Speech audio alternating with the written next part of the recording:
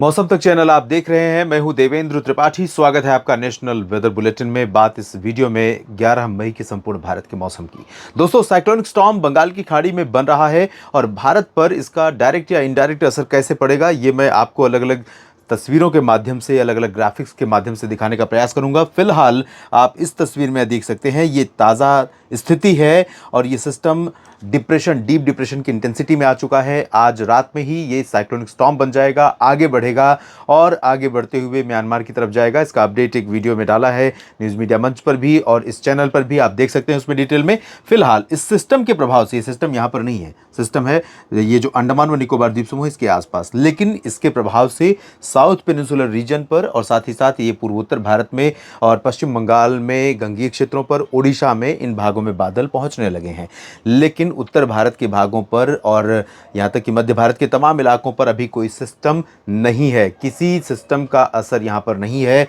जो हवाएं अरब सागर से यहां पर पहुंच रही थी, वो सारी हवाएं अब आकर के इसी सिस्टम से मर्ज हो रही हैं और ये सिस्टम इंटेंसिफाई हो रहा है, लगातार प्रभावशाली हो रहा है। अब इस परिस्थिति में ये जो रीजन दिख रहा है आपको क्लियर वाला, जिसमें पंजाब है, हरियाणा है, दिल्ली है, राजस्थान, गुजरात, मध्य प्रदेश, उत्तर प्रदेश, बिहार, झारखंड, पश्चिम बंगाल का क्षेत्र और साथ ही साथ महाराष्ट्र के अधिकांश इलाके, तो इन भागों पर किस तरह का मौसम रहेगा? क्या कल भी ऐसा ही परिदृश्य होगा या सिचुएशन बदलेगी? और एक WD 12 मई को उत्तर भारत में दस्तक देने वाला है, तो क्या 11 मई से उसका असर दिखेगा? और जब ये सिस्टम थोड़ा सा और आगे मूव करेगा, कल और आगे मूव कर चुका होगा, तो क्या इसके बादल थोड़ा और भीतर की तरफ जाएंगे, यानी कि प्रयागराज तक पहुंचेंगे, इधर नागपुर और ग्वालियर तक पहुंचेंगे? अगर ये बादल पहुंचते हैं तो परिस्थितियां बदल जाएंगी, यानी कि टेम्परेचर जो बढ़ रहा है उसमें थोड़ा सा विराम लग सकता है। तो इन परिस्थितियों के बीच में ये समझने की कोशिश करते हैं। सबसे पहले मैं आपको दिखाता हूं सैटेलाइट तस्वीरों के साथ साथ ये टेम्परेचर की सिचुएशन क्या होगी, किस तरह से ये इनडायरेक्टली भारत के मौसम को प्रभावित करेगा। जब इससे पहले लगातार बारिश हो रही थी, उस समय लोगों को लग रहा था कि आखिर मई के महीने में इस तरह का मौसम, इस तरह का ठंडा मौसम क्यों हो रहा है। तो सिचुएशन अब जैसे ही बदली, परिस्थितियां जैसे ही बदली कैसे? क्योंकि ये सिस्टम बन गया और किसी भी जो सिस्टम का प्रभाव भारत के मेन लैंड पर पड़ रहा था, वो सारा असर खत्म हो गया और सारी हवाएं लगातार इस सिस्टम के पास आने लगी। तो ये पूरा का पूरा जो रीजन है, इसके साथ संयोग ये भी मैं कह सकता हूं कि ये इत्तेफाक की बात है कि उत्तर भारत में कोई WD नहीं था। तो जब उत्तर भारत में कोई WD नहीं है, तो कोई भी मॉइस्चर इनपुट यहां पर नहीं है और ऐसे में जैसे ही क्लियर और ड्राई, यानी शुष्क और साफ हवाएं पश्चिमी दिशा की चलनी शुरू हुई, तो इन हवाओं ने पहले से ही क्लीन एटमॉस्फेयर को और क्लीन कर दिया। यानी पंजाब से लेकर के बिहार, बंगाल तक, इधर राजस्थान से लेकर उड़ीसा तक, मध्य प्रदेश से लेकर महाराष्ट्र और गुजरात तक, इन सभी क्षेत्रों पर आसमान पूरी तरह से धुला हुआ था पहले से ही एटमॉस्फेयर, और ये हवाएं जो बची खुची कसर थी उसको और साफ कर दिया उन हवाओं ने।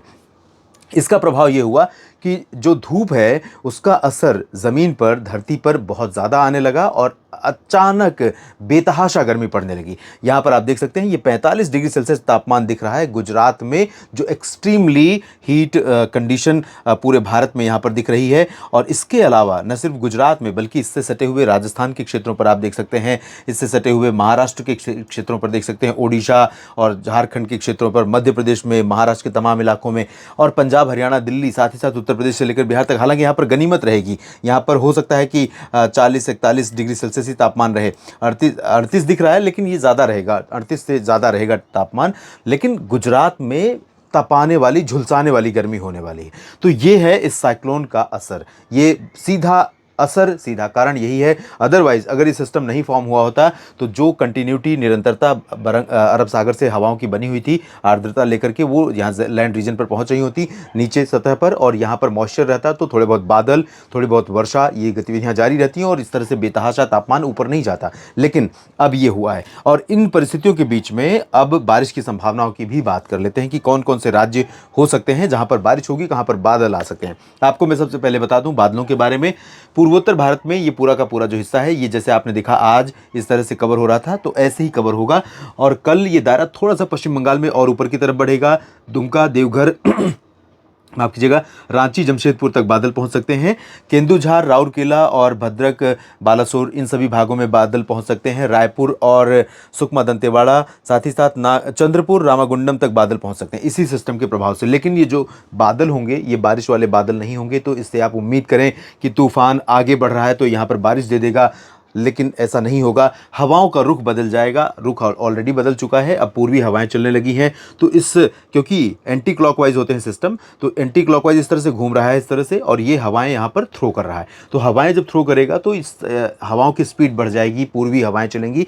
तो जिन इलाकों पर अभी तक पश्चिमी हवाओं का असर रहा आज तक, वो इलाके हो सकता है कि पूर्वी उत्तर प्रदेश में वाराणसी और पूर्वी मध्य प्रदेश में रीवा और उमरिया तक, इन भागों तक, और यहाँ नागपुर, चंद्रपुर तक ये पूर्वी हवाएं पहुंचे। इन हवाओं में नमी होगी, नमी जैसे ही पहुंचेगी थोड़ा सा धूप का असर कम हो जाएगा, लेकिन गर्मी या उमस से राहत नहीं मिलेगी, हवाएं तेज हो जाएंगी।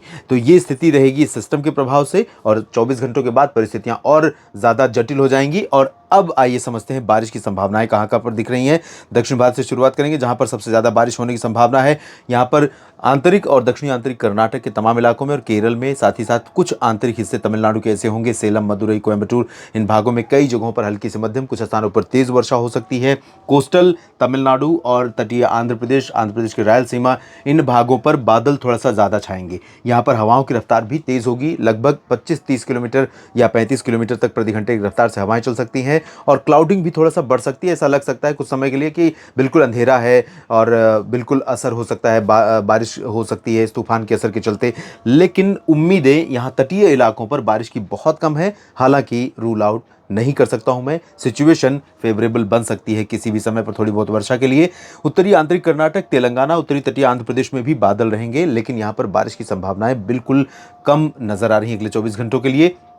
मध्य भारत की बात जहां तक है तो यहाँ उड़ीसा, छत्तीसगढ़, मध्य प्रदेश, महाराष्ट्र में विदर्भ, मराठवाड़ा, मध्य महाराष्ट्र, कोंकण, गोवा और साथ ही साथ गुजरात, दादरा नगर हवेली, दमन दीव, पूरा का पूरा सेंट्रल रीजन ड्राई और हीट का सामना करेगा, हीट वेव का सामना करेगा। सबसे ज़्यादा भीषण हालात, गर्म हालात रहेंगे गुजरात में और इससे सटे हुए पश्चिमी मध्य प्रदेश में, उत्तर पश्चिमी महाराष्ट्र में। तो यहाँ पर भुज हो या फिर सौराष्ट्र में द्वारका से लेकर राजकोट, जामनगर, सुरेंद्रनगर, ओखा, नलिया और वेरावल, सोमनाथ, पोरबंदर, साथ ही साथ सूरत, वलसाड़, नवसारी से लेकर अहमदाबाद, वडोदरा, साबरकांठा, बनासकांठा से लेकर मेहसाना, पाटन और सूरत, वलसाड़, नवसारी, डांग, तापी, भरूच, इन तमाम इलाकों में भीषण गर्मी से लोग परेशान होंगे। उज्जैन, इंदौर, धार, खरगोन, मंदसौर, खंडवा और भोपाल, विदिशा, बैतूल में भी भीषण गर्मी पड़ सकती है। साथ ही साथ पूर्वी क्षेत्रों में भी गर्मी रहेगी। इधर पूर्वोत्तर में बारिश होगी और बारिश की गतिविधियां बढ़ेंगी, बादल बहुत ज़्यादा बढ़ेंगे, आपको लगेगा कि यहाँ पर तूफान का असर फील होना शुरू हो जाएगा। तो यहाँ पर नागालैंड, मणिपुर, मिजोरम, त्रिपुरा, मेघालय, असम और अरुणाचल प्रदेश, इन सभी क्षेत्रों पर हवाओं का रुख बदलेगा, हवाएं तेज चलेंगी, बादल छाएंगे, बारिश होगी कुछ जगहों पर। गंगीय पश्चिम बंगाल पर भी बादल छाएंगे, झारखंड पर भी बादल रहेंगे, लेकिन बारिश की उम्मीदें इन तीनों राज्यों में पूर्वी भारत के नहीं है, सिक्किम में भी नहीं है।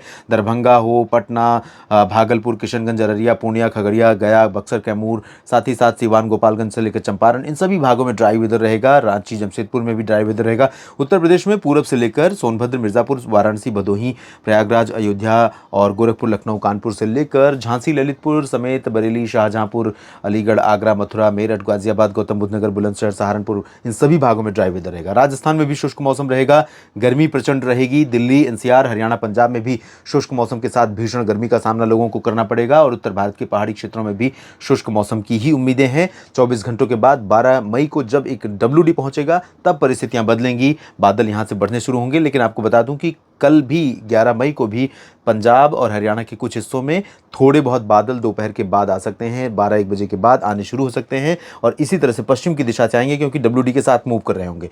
तो ये बादल ऐसे मूव करने शुरू होंगे और धीरे धीरे आगे बढ़ेंगे उत्तर प्रदेश के मेरठ, मुरादाबाद, सहारनपुर के ऊपर। दिल्ली पर भी 3-4 बजे के आसपास थोड़े बहुत बादल दिखाई दे सकते हैं, लेकिन ये बादल सिर्फ मृग मरीचिका यानी कि दूर से देखने पर पानी और पास जाने पर रेत जो नज़र आती है रेगिस्तानी इलाकों में या सूखे क्षेत्रों में, उसे कहते हैं मृग मरीचिका। तो वैसे ही बादल होंगे जो बरसेंगे नहीं।